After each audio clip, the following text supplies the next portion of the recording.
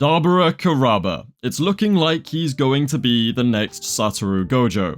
Whoa, chill, relax. Hold your horses, bruv. It's not what you think, okay? I know the agenda and slander is like running rampant in the community at the moment, which is something I want to address later on, but I am not trying to say that Dabura is the next Gojo in terms of strength. Even though he might be. You see, throughout heaven and earth, Gojo alone is the most misunderstood character in JJK. But after getting his ass handed to him by both Mahoraga and the illiterate JJK fanbase following Chapter 18, it looks as if Dabura might actually be a contender. Firstly, there is the fact Dabura is shaping up to be another masterful representation of the strongest, while being simultaneously different from both Gojo and Sukuna's own unique representations of that trope. Yeah, this right here is what I'm gonna yap about for most of the video because oh my days, I just absolutely love the panel of Dabura sitting on the floor, looking like he's genuinely about to burst into tears, talking about how he's scared and in pain and about to lose. No, I am not being sarcastic here. This is genuinely a peak moment and something that we have never really seen from a depiction of the strongest before in Jujutsu Kaisen. But naturally, Agenda Kaisen saw this and decided to focus on clowning on Dabura because he isn't currently living up to the Sukuna level threat hype.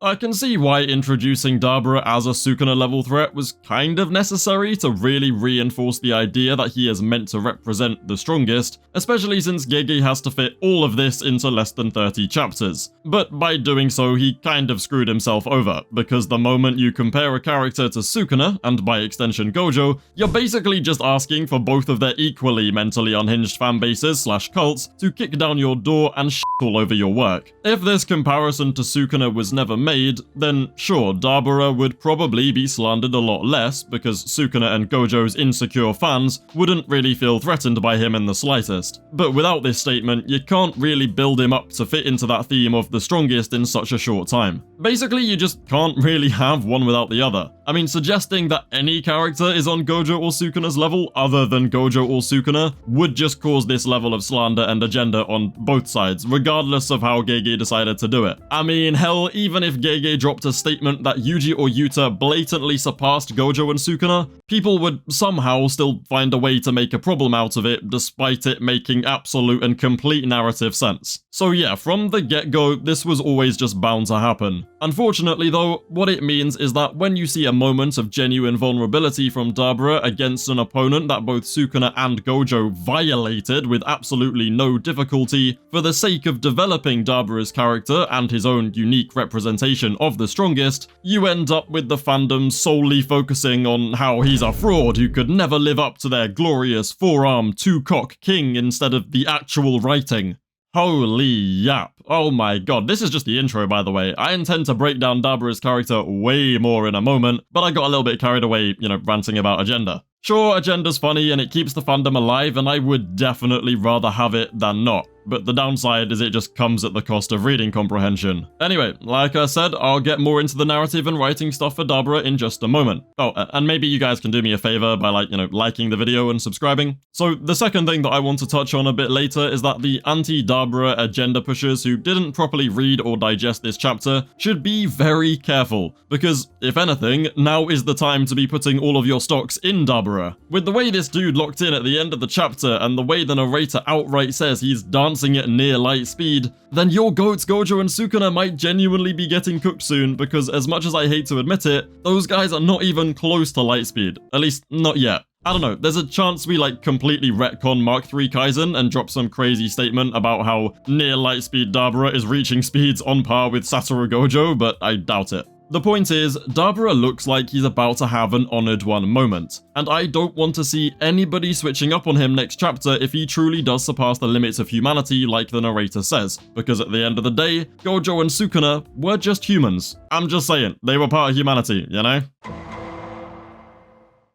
Sukuna fights for selfish gain to satisfy his own boredom. He was ignorant of his own isolation, choosing to reject others and simply use his unrivaled power to take whatever he wanted until somebody could finally stop him. Gojo was surrounded by others, yet he was unable to form any meaningful connection with the people in his life because they saw him as a weapon instead of a person actually worth cherishing. There were very few people that actually understood Satoru Gojo after his awakening, which made him lonely. Therefore, Gojo fights to prove a point. The path that he chose is that of a teacher and a nurturer, so he fights to teach. He gives Sukuna his absolute all in the hopes that he will be able to reach Sukuna in the way that no one else can. I guess in comparison to Sukuna, you can say Gojo's strength is selfless. And yet, this fact is overlooked both by the characters in JJK and the actual readers, hence why he's easily JJK's most misunderstood character. To this day, there is genuinely people who still believe Gojo is just selfish and arrogant. Kashimo didn't believe that he could connect with the people weaker than him, having never known that weakness for himself. So he sought out a power even greater than himself to finally understand what it is to be truly weak. And then finally, there is Yuji Itadori, who became an extension of Gojo's dream. One of Itadori's main themes is bearing the burden of people's curses, memory, and even their dreams. I mean, just the idea of him eating the curse wombs, which likely led to him becoming immortal, is an example of him bearing the burden of a curse on his shoulders. And doing so actually just requires a different kind of strength in the first place, but in a way, it's also what makes him strong and why Gojo knew that he was the best person to pass his dream onto. Now, despite having totally different and unique representations of strength, all of these characters share one thing in common with each other: purpose. They all have their own reasons for fighting. Now, much like these characters, Dabura Karaba is clearly being portrayed as yet another unique representation of the strongest, because apparently Gege has an infinite supply of ways to portray that trope. Back on Samuria, he fills the role of a Diskuntan warrior, and even since he was a child, he basically just won every single fight somewhat effortlessly. Now, according to young Dabura himself, it seems as though his massively dominant strength actually caused the rest of the Diskuntan warriors to start harboring hatred and disregard for him, which is likely the source of his isolation. We don't really have much information on their culture or background, but the Diskuntans are a very proud people who seemingly resented Dabura for basically just being better than all of them. My theory is that the patriarch of the Diskuntans held Dabura's sister hostage to effectively blackmail him into being their obedient attack dog. So just like with Gojo, the strongest is yet again being used as a weapon. Dura was the one person who could actually stand by him, but in the end, Dabura was forced to kill Dura with his own hands. His sister was held hostage so that Dabura would be their weapon, a weapon that they used to kill Dura. Yeah, there's definitely a pattern forming here. It's almost as if Dabura's overwhelming strength is actually what indirectly led to all of the suffering and isolation he experienced in life. It's similar to Gojo, yet very different. Gojo is seen as and treated as a weapon by all of those around him, and yet he selflessly fills that role for them despite never being thanked or acknowledged. Most of the people in Gojo's life only actually value him because he is strong.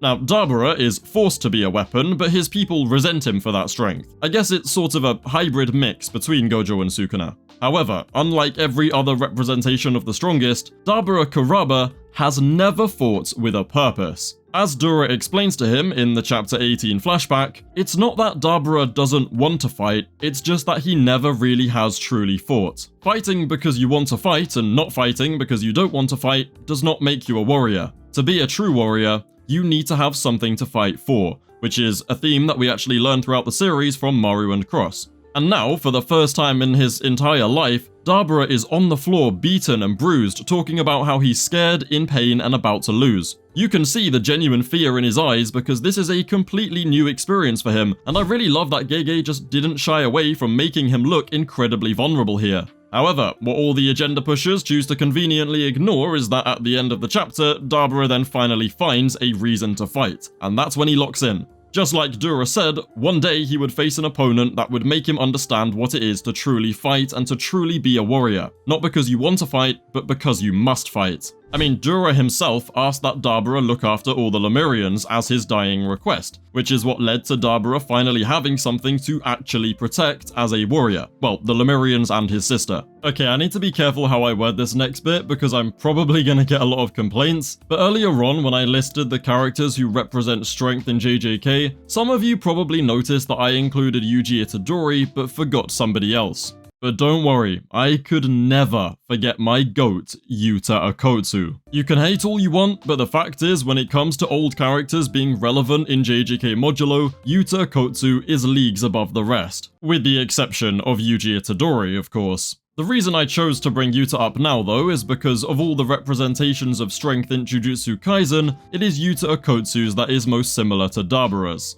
Now, I've noticed that lots of people actually overlook the peak writing in Sendai Colony because it is hidden within mounds of action, and to be honest, I don't blame you. But one thing Gege makes absolutely clear about Yuta's character in Sendai is that unlike Gojo, Sukuna, Kashimo, and even Hakari, Yuta absolutely hates fighting, despite his overwhelming strength. So when he does fight, he does it purely for the sake of protecting the people he loves and cares for. That is his reason and purpose for fighting. Even though there are deeper elements to each character that do differ, on a slightly more surface level, Yuta Okkotsu and Dabura Karaba are very similar in this way. To be honest, it makes me wonder if Dura was like the Gojo to Dabura's Yuta instead of the brotherly relationship that I just assumed they had. Because at the end of the day, it was Gojo that saved Yuta from the isolation he would have experienced by teaching him to fight for the people he loves. Which is very similar to what Dabura learned from Dura and what he is realizing in this fight against Mahoraga. Both of these characters have no desire to fight,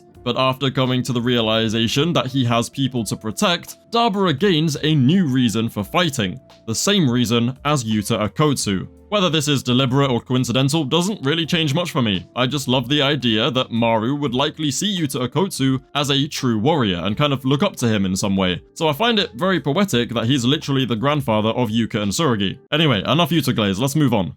I've seen a lot of people online comparing this moment to Gojo's awakening in Hidden Inventory, and to be honest, I completely agree. The context is wildly different, and the characters are very different. But just like how Gojo couldn't grasp reverse curse technique until Toji pushed him to the brink of death, Dabura also seems like he's going to finally master something that he never could do before, thanks to Mahoraga pushing him further than anyone else ever has. To be honest, having Dabura fight Mahoraga in this match is genuinely a stroke of genius from Gege. Ever since being called a Sukuna level threat, I think it's been clear that Dabura is meant to be in the same tier as Gojo and Sukuna, at least in terms of base combat ability. I mean, he was absolutely dominating Mahoraga low to mid diff up until Mahoraga had adapted. No other character besides Gojo and Sukuna are doing that. Even if there are some characters that could one-shot Mahoraga, it's not the same as being able to hang with them the way that Gojo, Sukuna, and now Dabura do. However, due to literally never struggling to win a fight, Dabura never had any reason to develop his technique or actual jujutsu skill. He has no domain or RCT,